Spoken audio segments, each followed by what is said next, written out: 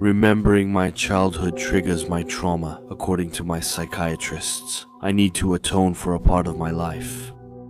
In short, he's asking the impossible of me. However, after several years of searching, I think I've finally found the solution to my problem. No one ever believed me, not even members of my own family. So, I don't have much to lose, but rather everything to gain by telling you everything that happened that week. I was 14 years old at that time, and I was living a peaceful life until my parents got divorced. My little brother and I were already having a hard time dealing with it, and we already had to pack our things to move. Since my father couldn't have custody of us, we had to get used to living with our mom. My little brother and I used to play together a lot when we were very young, but when I turned 14, something changed. I often wanted to be alone and enjoy my little life in my own corner. Remembering that still hurts me. But at that time, I couldn't have imagined for a second what was going to happen.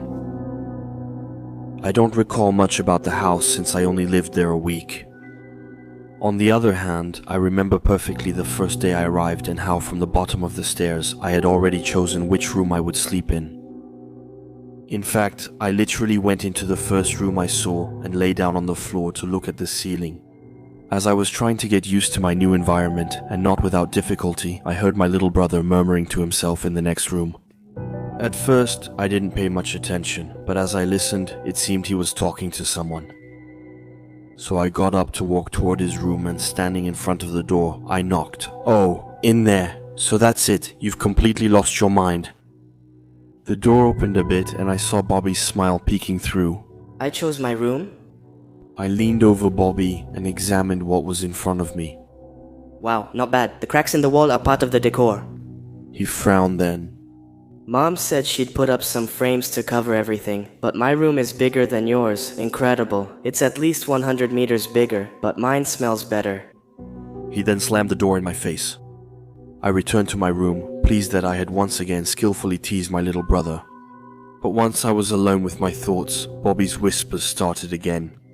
I then pressed my ear against the wall that separated us, and I could clearly hear a sentence, "Mom must not find me." It was clearly not Bobby's voice.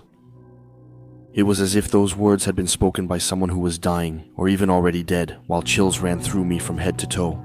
I attempted to decode other messages, but wasn't successful.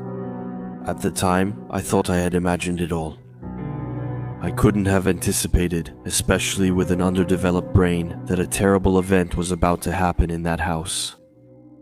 My parents' divorce disturbed me so much that I couldn't focus on anything else. I continued my day as usual and unpacked so much that my room finally felt like my own. I was unpacking my last things when I heard that voice again.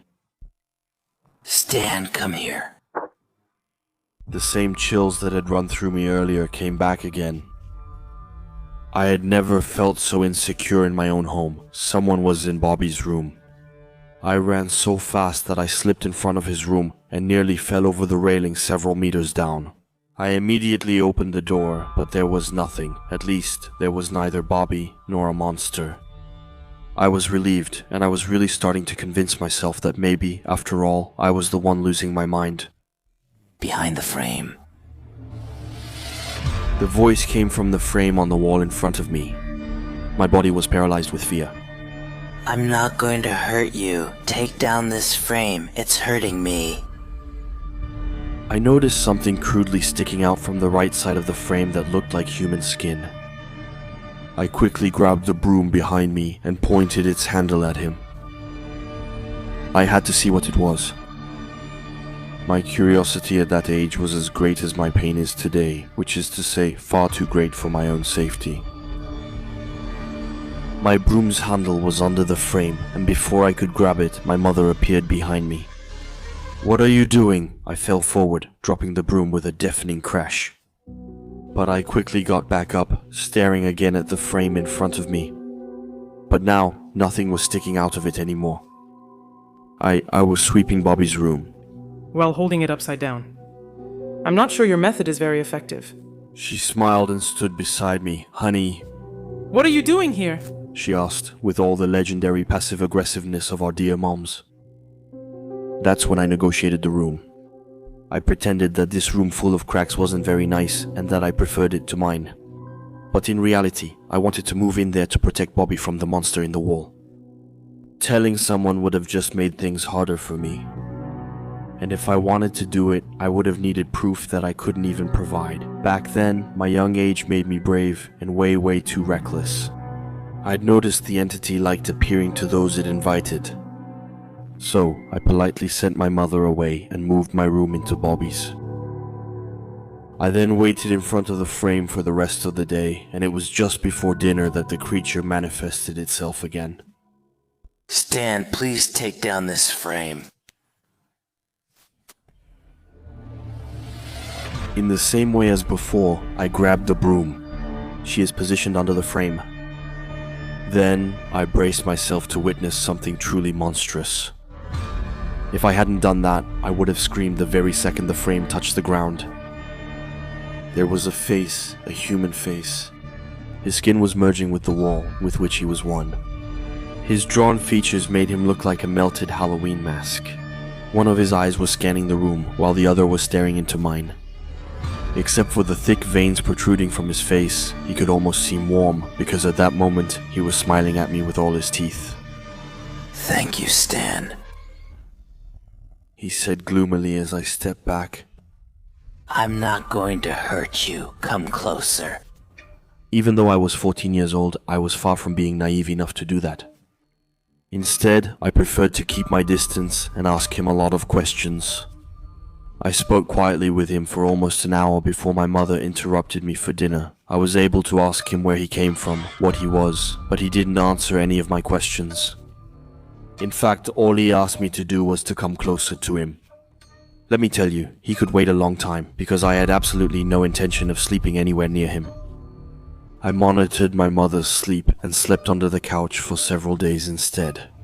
On the 5th day, I tried speaking to the face again, but nothing worked. When I threatened to reveal everything, he did all he could to convince me to stay quiet. He only did two things: protected himself and made sure I got closer. Once again, I tried to start a conversation just before breakfast, and for the first time in a few days, I got a result. I asked him where he came from and he answered, "I come from the cracks, bring me food." He asked me to feed him for the first time. So I went down the stairs and went to get 2 apples from the fruit basket. At the same time, I heard Bobby say, "Okay, Dad, I'm coming." That immediately alerted me, and I ran up the stairs as fast as I could. And then, the moment I walked through the bedroom door, everything happened in a flash. That scene lasted only a few seconds, but those seconds destroyed my whole life. The face in the wall had opened its mouth with a monstrous crack, startling Bobby, who was standing right in front of it. The face was no longer the same as usual. It looked a lot like my father's face. As Bobby had just started to scream, a huge red, slimy hand came out of the gaping hole that its mouth had become, and its long bony fingers wrapped around Bobby's waist. I then jumped forward and grabbed him by the legs, but the hand kept pulling with such force that it was impossible to compete.